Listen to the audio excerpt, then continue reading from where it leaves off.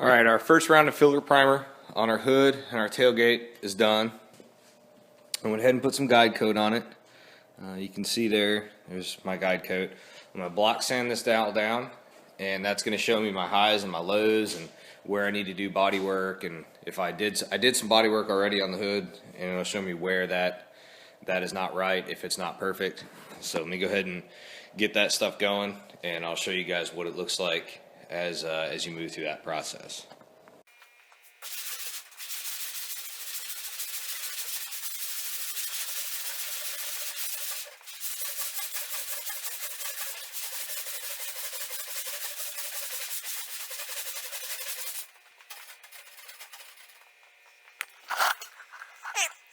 You can see out in here, the guide coat's almost all gone. I've got a little bit right there.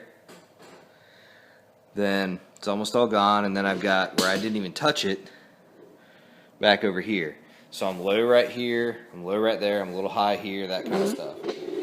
See over here, right here, I rub through here, and I still have guide coat in the middle, so I got a low spot right there. So depending on the level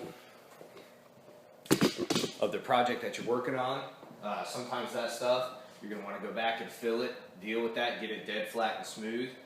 Sometimes you're going to want to move on. I'm going to go ahead and block the whole thing and see what it looks like, and then I'll make the decision on what I'm going to fix and what I'm not going to fix. Alright, we got the whole hood blocked down, and just want to show you a couple of things. You'll notice there's some trends here. We've got a high spot right here, and it actually continues along all right there. There's also kind of a trend, this high spot here in the back. How I know it's a high spot is that's where I've been block sanding, and I've actually rubbed through the primer down to the finish underneath. So what that is, underneath the hood there's a support structure, a steel support, and that's where those supports are. So this hood was in really good shape. It had never been damaged. The car had never been in an accident. And in one of the other videos I kind of talked about how a brand new car, there's this perception that they're flawless, and they're not. If you take a brand new car and put some guide coat on it, start blocking it, and this is what you're going to find. You're going to find all these kinds of high spots, low spots, all those kinds of defects, even though the car is brand new. So, like I talked about, one of the things that will really set your car apart from the crowd at the just in the mall parking lot or at the car show or wherever, is if you take the time to go through and get this hood or the entire car absolutely flat to where when you block it out you don't see any of that. So there's a couple ways you could do it. On this hood, it's close enough to where you could probably do another couple coats of high build primer, block it out, and then maybe one more round of high build primer, and it would be pretty close at that point. We're not building that quality of vehicle when we're painting my truck here, so I'm not going to do all that stuff. Everything over here looks pretty good. You can see right here, there's still some guide coat in here, and I'm high right here, and I'm high right there. So I've got a little shallow dip right there. Again, that's something, if you were trying to do something really nice, you'd want to go ahead and correct that. The only thing I'm going to fix on the hood, if you come over here, you can see I've got a dent. You can see all my guide coat right here. I've got a dent because I'm high right here, low in the middle, dent right there, and then an accompanying dent over in here. So I'm going to fix those two dents. I wasn't going to video fixing this, but I'll just let the camera run while I fix these two dents. The only thing I've done, I've just taken some 36 grit sandpaper, just a little disc, and just rub these down. Rub through my primer, down into the surface below, and actually touch the metal in a couple of spots. Clean them up with rubbing alcohol.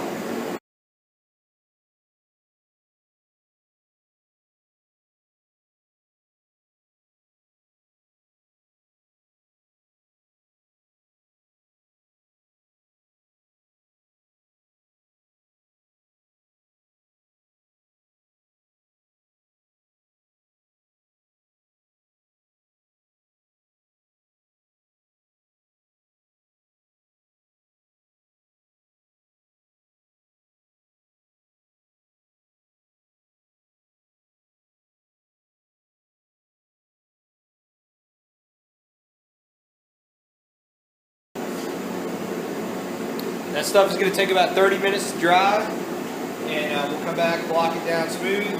All right, I've got some 180 grit paper on my DA. I'm going to go ahead and get these close with the DA, and then I'm going to come back and I'll block them to get them where they need to be.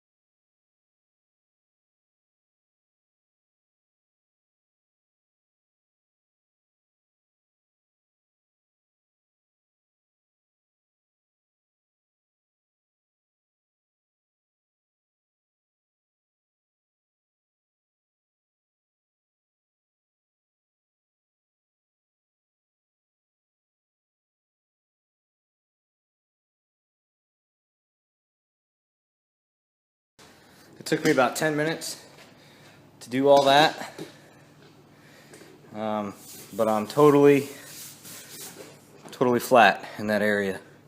So you can see there's no guide coat. My edge is feathered out real nice, so ready to go over there. Last thing I'm going to do before I move on to my next coat of primer, if you take a look at this thing, get right down on it. These scratches from the block sanding, from the 180 grit block sand. In the past, I have had problems getting those scratches to cover with the primer. They should cover, but maybe 1 out of 10 jobs that I do, they don't. So what I end up doing, I'll put the primer on, and then I have to go back and spend a lot of time block sanding it by hand to get those scratches out. So what I'm going to do, I've just got some 500 grit sandpaper on the DA. I'm just going to buzz over this real easy, real quick. This is a big flat panel, so it's really easy to do with the DA. The tops of those scratches off so they're not quite as deep, and that way the next coat of primer will have no problem filling them in. Alright, our hood and our tailgate look really good. We put the last coat of primer on them. That's all dry now. I'm going to hit it with some guide coat and some 400 grit just to make sure it's smooth and I didn't miss anything and that it's ready for paint, that I find everything acceptable. So I'm going to do that right now, and then we'll wipe it down and we'll go ahead and we'll get them in color.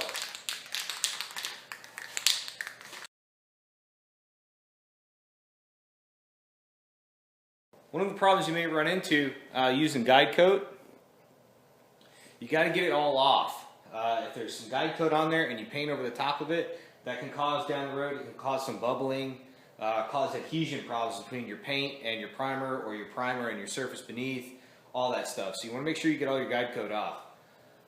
One way to avoid that, as you move through paint projects, you are going to have base coat paint left over. You're going to start to just accrue leftover base coat. So what you can do, if you've got the time, you can take some base coat, mix it up, put it in the gun, and do a real light coat of base, just similar to what I did with the guide coat. Use that as a guide coat, and then that will, that's obviously compatible with other paint, so if you don't get it all off, you don't run that risk. Alright, the best thing to do our final block with is going to be 400 wet. Set up with that right here. It's just a clean bucket of water and a rag.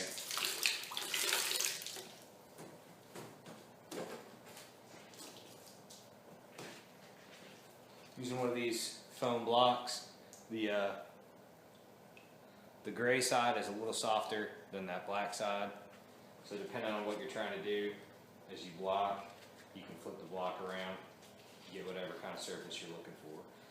Mostly what this is for is to get this smooth and give me the opportunity to run my hands over it one more time, just to make sure everything's cool.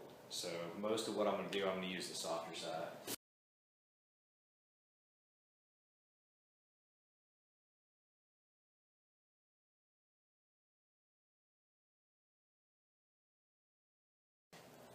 As you're doing this, Pay attention for sounds or different feels in the sandpaper that will tell you you've got something on here, some piece of contaminant.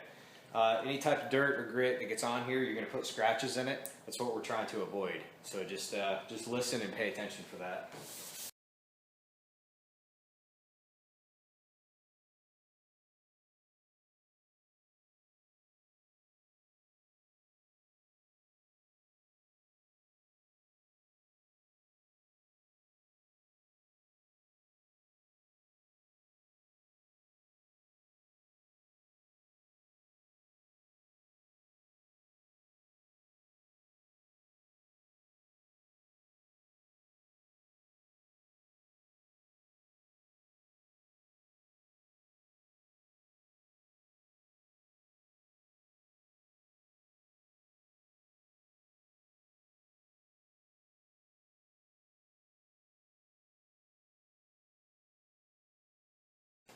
What I'm doing, the guide coat is rough, so you can feel it under your hand as you slide your hand over, especially when it's wet. So your hand will slide really, really nice over anywhere that there's no guide coat, where it's smooth and everything. So that's what I'm doing, is I'm feeling the panel, trying to feel for guide coat, just level inconsistencies, highs and lows, that kind of thing. So like I've got a dent right there that I didn't know about until just now. So that's, we need to fix that before we paint it. And it sucks to find one right now because we were ready to go. We were ready to paint as soon as we got this thing wiped off. So, but that's why you do this. When you're doing it, you slide your hand over it. So don't just use your fingertips. Put your hand flat, and then I've read that your hand is more sensitive to the lumps and the bumps with your fingers spread out as opposed to doing it with your fingers together. So go ahead and spread them out, and yeah, you can really feel that one right there. So the other thing that we got,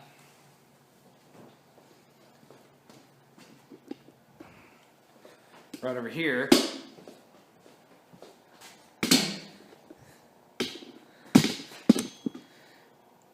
this is the area right in here where we did our body filler. We took care of the two dents over here on this side. Right there, there's a little pinhole in the body filler. You can see the right there. So we need to take care of that. It's right there. Take care of that before we move on to the paint process as well. So that's why you do this stuff. That's why you block it more than once and you don't go straight to paint. So we're going to go ahead and fix those little things and move on.